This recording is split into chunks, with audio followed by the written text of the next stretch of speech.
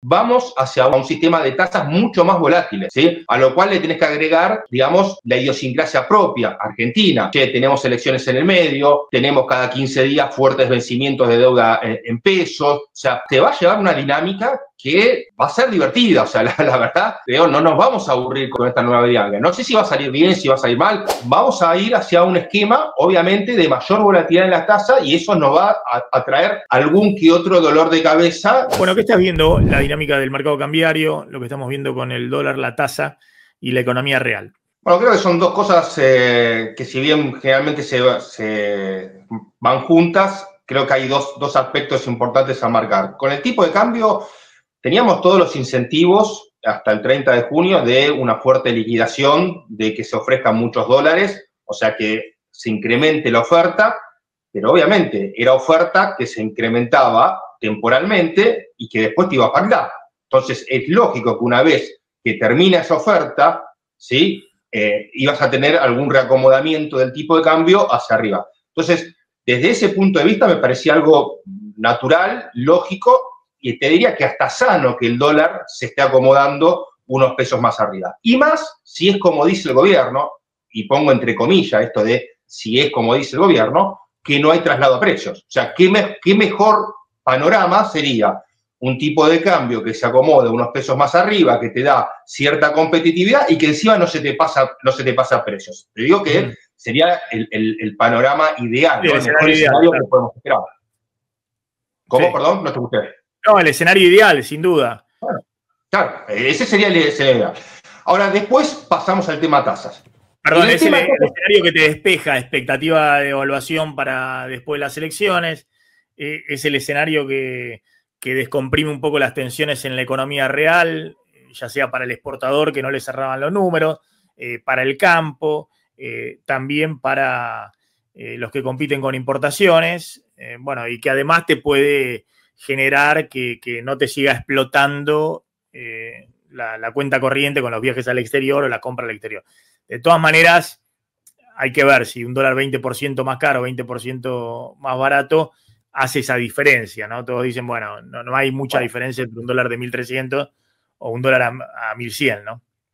Bueno, hay diferencia. A mí me parece que hay diferencia. Después podemos ver si esa diferencia es suficiente o no es suficiente, pero diferencia hay. O sea, creo que un 20%. Un dólar a 1.000, así las cuentas de Argentina, un dólar a 1.000 y sos más caro que Suiza en todo, digamos. Exactamente. Entonces, me parece que diferencia. Sí. Me parece que diferencia. Después tenemos que ver si ese tipo de cambio ya es suficiente, ¿no? Eso ya sería otra pregunta, otra consulta. Y ahora, si a todo lo que vos decís, ¿no? Que se te van acomodando los números, le sumás que no se traslada a precios, vuelvo a lo mismo, entre comillas y según dice el gobierno, ¿no? Entre comillas y según dice, creo que es el escenario ideal, ¿no? Para la economía argentina ese sería el escenario ideal. Yo tengo mis dudas de que no se traslada a precios, ¿no? Pero es lo que te dice el gobierno. Después veremos los datos realmente si es así o no es así. Y después tenemos el tema de tasas. Y en el tema de tasas entra otra variable, que es esto que, bueno, el fin de las LEFIs, que en realidad el fin de las LEFIs es una consecuencia de que el gobierno quiera pasar a un sistema de agregados monetarios, exclusivamente de agregados monetarios. En un sistema de agregados monetarios, vos no fijás el valor del peso, digamos, no fijas la tasa, sino que fijas la cantidad de dinero. Y la tasa se, digamos, determina en forma endógena, o sea, se determina libremente por el mercado. Teóricamente, el gobierno lo que quiere hacer es eso, teóricamente, volvemos de vuelta a lo mismo, y por eso eliminó las LEFIs, porque obviamente, si vos querés ir a ese estilo, a ese mercado monetario, vos no podés tener una LEFI en el cual te ajusta la tasa, te toma todo el dinero que vos le quieras dar a una tasa determinada. Entonces, por eso elimina las LEFI. El tema es que se te da junto, ¿no? Se te da junto. O sea, eso se te da en el mismo momento en que se te terminó esa sobreoferta de dólares, entonces también tiene un impacto. Y conocemos que este tipo de sistemas, ¿no? O sea, los de agregados monetarios, o sea, lo que ajusta es la tasa y lo que te trae es volatilidad en la tasa. Entonces, lo que estamos viendo en estos últimos días, ¿no? Es una volatilidad en la tasa que yo te puedo decir, una parte es acomodarse al nuevo sistema, pero otra parte yo te diría que la vamos a tener que incorporar, ¿eh? O sea, vamos a si realmente el gobierno sostiene, como dicen los libros, un sistema de agregados monetarios, vamos hacia un sistema de tasas mucho más volátiles, ¿sí? A lo cual le tenés que agregar, digamos, la idiosincrasia propia, Argentina. Che, tenemos elecciones en el medio, tenemos cada 15 días fuertes vencimientos de deuda en pesos, o sea, te va a llevar una dinámica que va a ser divertida, o sea, la verdad, no nos vamos a aburrir con esta nueva dinámica. No sé si va a salir bien, si va a salir mal, todo dependerá obviamente de qué tan bien o mal determina la cantidad de dinero los modelos que maneja el Banco Central, porque esto se maneja así, el Banco Central tiene modelos económicos con los cuales determina qué cantidad de dinero la economía necesita para los próximos 3 meses para crecer y no tener inflación, ¿no? O sea, o crecer con la menor inflación posible y sin que se te vaya el dólar demasiado. De esa manera determinan la cantidad de dinero y empezás a jugar con la tasa endógena de acuerdo a esos dineros. Bueno, creo que vamos a ir hacia un esquema, obviamente, de mayor volatilidad en la tasa y eso nos va a traer algún que otro dolor de cabeza. Veremos esta semana cómo sale el tema de la licitación y demás, pero es lo que busca el gobierno, ¿eh? El gobierno busca un esquema de tasa endógena y la tasa endógena, por definición, diría yo, es mucho más volátil a lo que veníamos acostumbrados a manejarnos en los últimos 18 meses. Me pasan perdón, Martín, me pasan el ingreso de agrodólares, la liquidación de cerealeras del viernes y el lunes, y de hoy. ¿Y cuánto fue? Decí un número. Claro. No, cero no. No, por lo menos 100 millones tenés que tener. Sí. Ahí está. 3 empanadas. 28 millones de dólares diarios. 28 el viernes, 28 hoy. Bueno, pero vuelvo a lo mismo. Estaba claro que no tenías mucho margen que no tenés mucho más. Hay que ver si se reconstituye.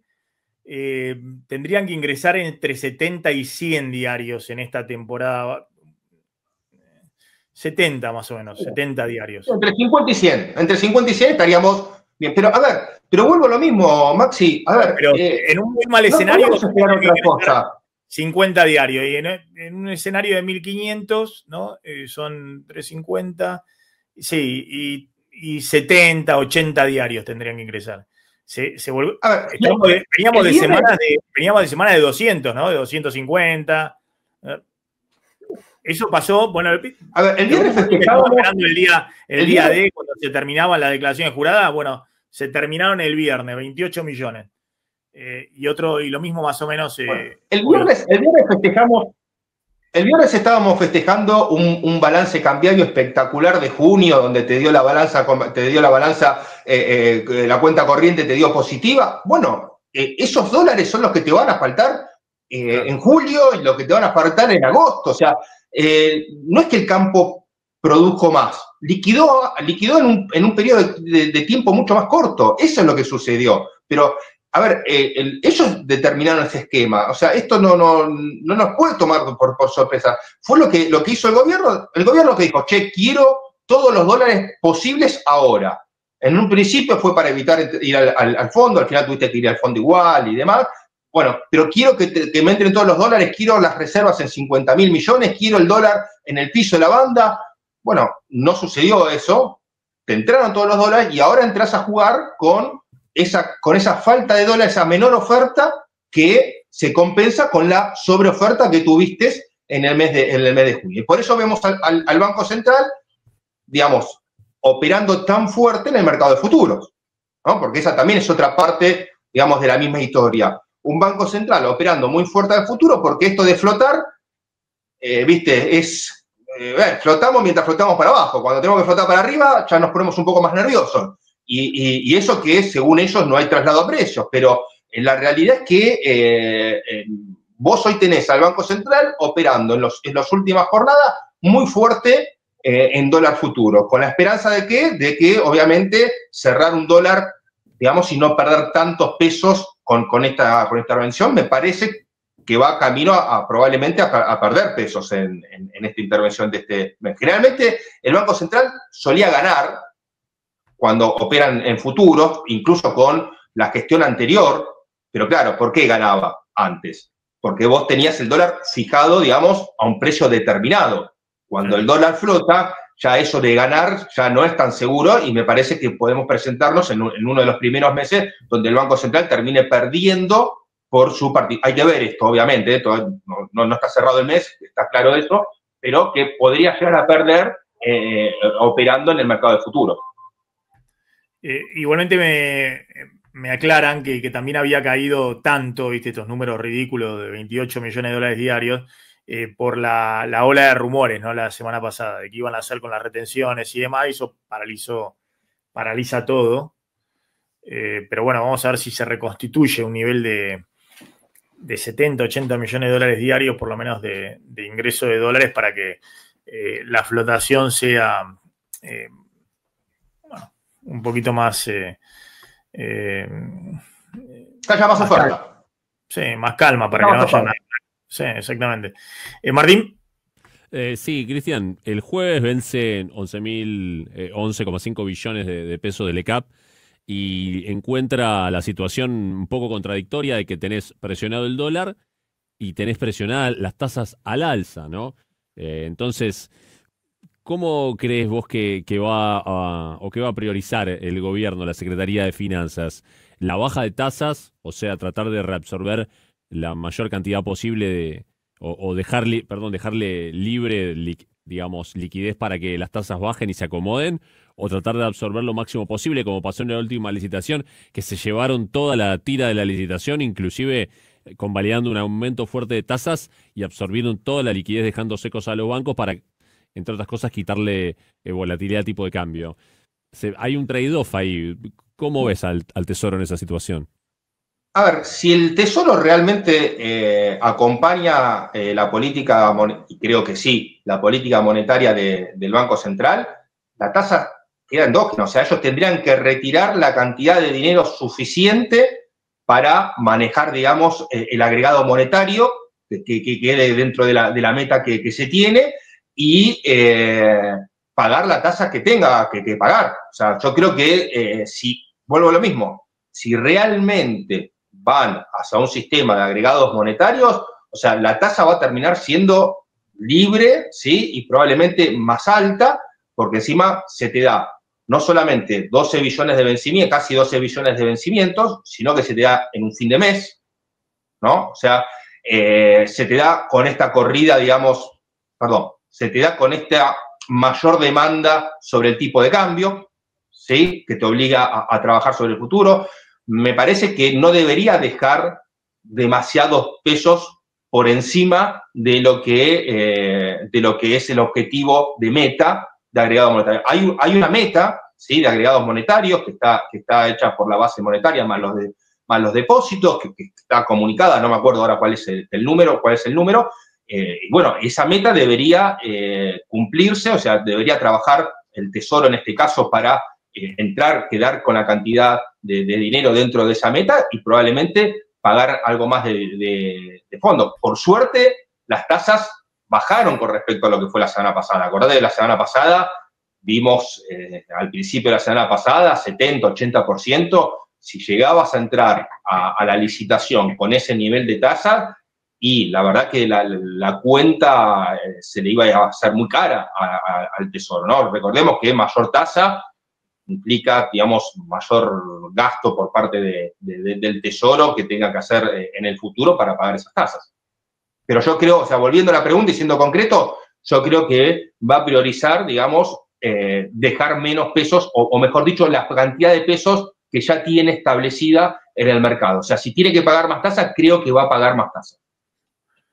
Ahora, acá estaba Milei. De hecho, las tasas se han acomodado un poco más arriba. Todo esto, de la catarata de problemas heredados por el sector, solo queda el yunque más pesado, las retenciones.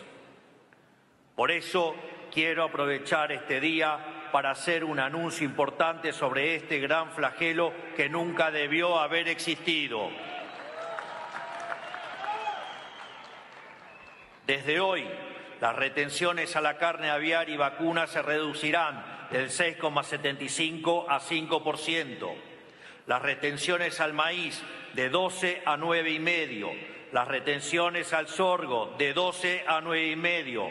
Las retenciones de girasol de 7 y 5 al 5,5 y 4. Y también las retenciones a las hojas del 33 al 26 y a los subproductos de soja de 31 a 24,5.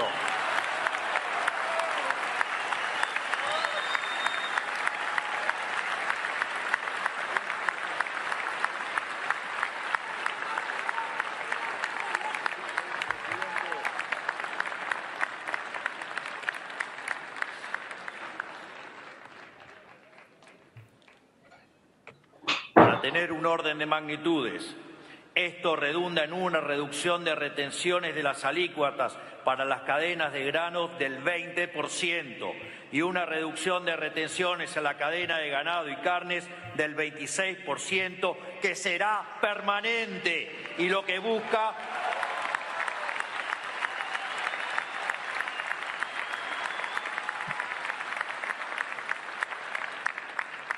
lo cual busca dar impulso al campo, el sector con mayor productividad de la economía y fuertemente castigados por estos impuestos en los últimos 20 años. El gobierno tiene un manejo político en este aspecto espectacular. ¿No? Bajé una polémica, que digo, pero ya los termina mareando, los termina confundiendo. Es decir, entró con el plan de emergencia y mandó en el proyecto de ley base suba de retenciones generalizada para todos los sectores. Para todos los sectores. Después, bueno, pudo capear el primer año con el esquema de retenciones que tenía originalmente, gracias a que le frenó el Congreso la suba generalizada, ¿no? de retenciones. Y después, bueno, necesitaba los dólares en el verano y en el primer semestre, sobre todo en términos de la unificación del tipo de cambio. Necesitaba que fuera una flotación muy suave, despejar esos riesgos y anunció la baja transitoria de retenciones. Le preguntabas a Milei, se enojaba, puteaba, decía que esta vez él cumplía su palabra. Lo que pasa es que estaban acostumbrados a que nadie cumplía su palabra. Decía, pero no, es imposible que vuelvas a subir las retenciones en plena campaña electoral. Y además, ahora después vamos a hablar con el ingeniero Costamagna, que dijo, se van a quedar secos de dólares, va a haber una sequía total de dólares, va a ser una catástrofe. Bueno, la restituyen 20 días, ahora anuncian la baja al esquema anterior, pero bueno, la verdad que desde el punto de vista del pragmatismo y la jugada política, perfecto. Y lo aplauden como si fuera todo marcha de acuerdo al plan. A ver, creo que obviamente tiene un tinte político, ¿no? O sea, hay elecciones dentro de 2 meses en la provincia de Buenos Aires, me parece que eso no puede quedar afuera del análisis, ¿no? Creo que está más que claro. Pero más allá de eso, el campo ha tenido un gran beneficio con Milei. Ya con el solo hecho de unificar el tipo de cambio, ahí, o sea, sí. Ese fue, creo que fue el principal beneficio que obtuvo el campo. Terminar con la brecha cambiaria. Exactamente, o sea, terminar con la brecha cambiaria me parece que fue el principal beneficio que tuvo el campo, sin ningún tipo de duda. Entonces, me parece que el campo, es lógico que lo aplauda Milei, ¿no? Más allá de este juego con las retenciones, como bien marcas vos y demás, me parece que hoy en día el campo está en una mejor situación. No es ideal, o sea, con respecto a lo que es la Argentina, no hablemos de los precios, no, que eso es independientemente porque el precio no se determina acá, se determina afuera, depende de la demanda agregada internacional, así que eso no tiene nada que ver con la Argentina. Pero sacando el tema de precios, hoy el campo está en una mejor situación que en diciembre del 2023, creo que no hay ninguna duda.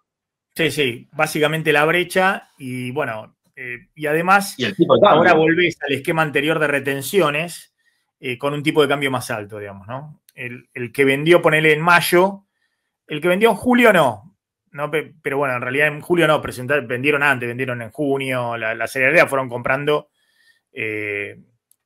las cerealeras, ¿no? Ahí tuvieron todo el negocio, ¿no? Porque compraron mucho antes y después presentan las declaraciones juradas, van presentando según su planificación. Pero el que vende ahora, claramente, aunque es temporada baja, aunque el productor ya adelantó, está vendiendo a $1 por ahí un 20% más alto con la retención del 26, ¿no? Y no del Sí, pero con 33. menos precio también. Sí, pero cada vez con menos precio. Para abajo, sí. Sí. Así que ahí está un poco compensado. Hay que pero hacer el obviamente, número, pero por ahí está mejor que el que vendió en mayo, ¿no? exacto, eso sí, eso sí. Pero bueno, a mí me parece lógico que lo aplauda el campo, me parece que ha sido un sector que mejoró su situación con respecto a noviembre de 2023. Exactamente, exactamente. Martín, ¿tenés una última para Cristian? Sí, Cristian, hay una controversia muy grande sobre algo que vos siempre publicás en tu perfil de X y te quiero preguntar o darte el espacio para que lo expliques, porque es un tema complejo y tiene que ver con la contabilidad sobre la capitalización de los intereses de la LECAP. Yo veo que vos vas publicando un gráfico y abajo algunos te putean, algunos te responden, hablan de que vos lo tomás nominal y no lo tomás real. ¿Vos podrías decir sintéticamente cuál es tu enfoque y cuál es el enfoque de los que dicen que está mal contado así? Sí. Mira, esto es bastante sencillo. La capitalización de los intereses lo que le permite al Tesoro es no mostrar, digamos, dentro del resultado financiero, ¿sí? Los intereses que debería estar pagando realmente si fuese un bono normal, ¿no? Un bono que vos lo emitís, que tiene una tasa de interés, que pagan los intereses y que después lo renovás. No hay ningún problema la renovación está. Entonces, cuando vos tenés un bono que capitaliza intereses, los intereses, digamos, no los pagás, ¿sí? Y de esa manera te permiten presentar un mejor resultado financiero. Ahora bien, ¿es ilegal? No, porque el Tesoro te presenta un resultado en base a caja. Este sería un resultado más en base a devengado, más que caja, a devengado. Pero ¿qué pasa? A mí me parece que acá lo importante que tenemos que ver es que si esto fuesen 2,50 pesos, no te mueve la balanza, ¿no? Entonces no te mueve. Entonces, pero como esto está creciendo en el tiempo, y ya en el último lo puse incluso como porcentaje del PBI, ¿no? O sea, ¿por qué lo pongo nominalmente? Y porque cuando yo ¿qué es lo que hago? Muestro el resultado financiero, es nominal, y le agrego los intereses capitalizados también nominales. O sea, si muestro un número nominal, tengo que acompañarlo con otro número nominal. No puedo andar mezclando. Entonces ahí te saco cuál hubiese sido el resultado financiero realmente que tuvo en cada mes el Tesoro si vos tenés en cuenta esos intereses nominales.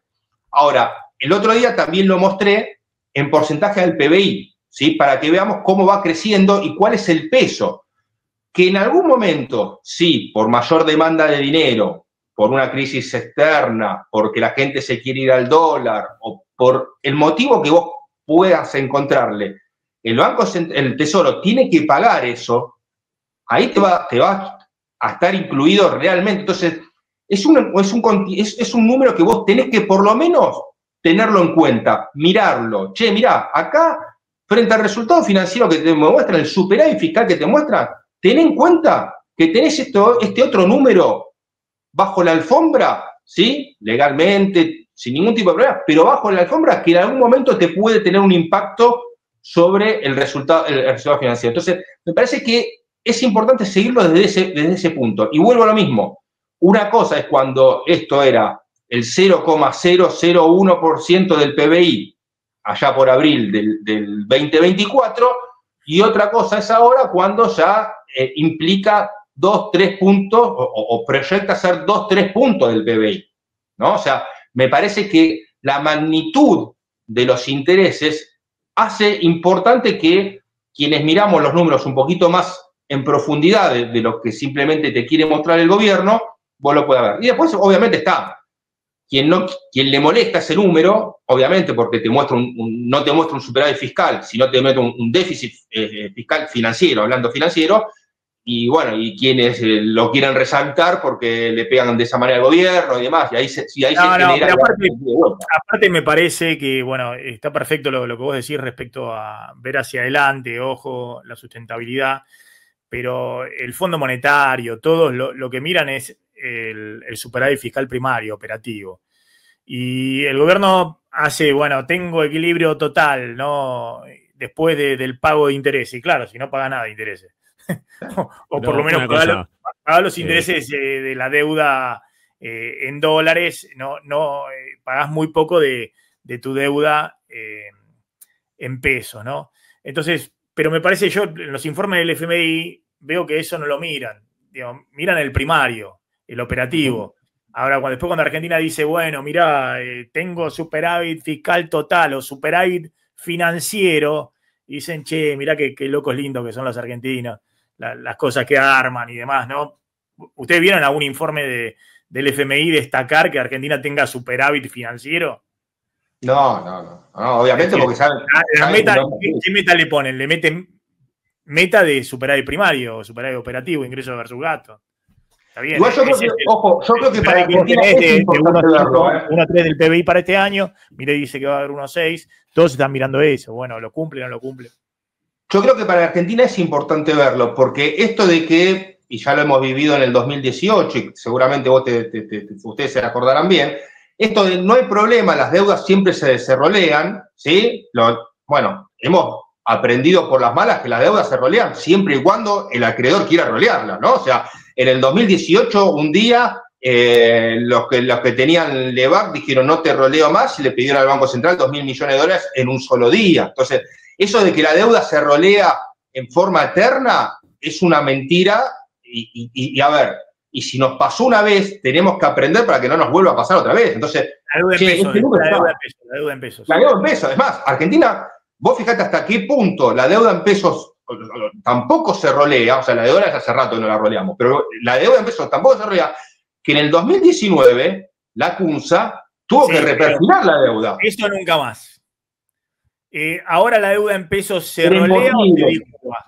Por eso eso decíamos que eso no iba a pasar nunca. Eso no iba a pasar nunca más. Bueno, no lo sé. A mí la CUNSA me dijo, a mí cuando yo hablé tuve un intercambio con la CUNSA con eso y la CUNSA me dijo, si yo no hacía eso, entregaba una hiper.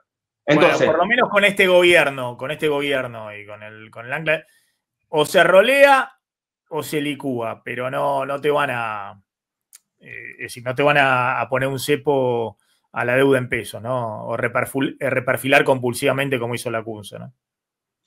Yo entiendo que nadie quiere hacer una cosa por el estilo. Estando en Argentina, siempre me guardo algún porcentaje de deuda. Sí, totalmente.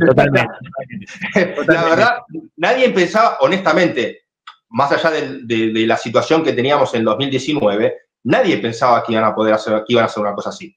O sea, todos pensábamos que iba de vueltas a ponerse fuerte el cepo y demás, pero que o sea, el problema que generaron en ese momento a las empresas, los fondos comunes de inversión y demás, por rolear la deuda, o sea, nadie en su sano juicio dice, no, esto no lo puedo hacer porque el daño que generas es mucho más grande que lo que vos intentás evitar o lo evitás de otra manera y lo terminaron haciendo igual. Entonces, por eso me parece a mí que es importante seguir el dato de, entendamos lo siguiente, por algo lo hace el gobierno. O sea, ¿por qué no quiere un bono, digamos, común? En vez de que las LECAP para capitalizar los intereses. O sea, hay una intención en usar ese instrumento. Ese instrumento no es que se utiliza porque sí, ni pasó a ser el instrumento más utilizado porque sí. Es un instrumento que te permite, digamos, manejar un poco los números que vos presentás. Y me parece que apunta a eso.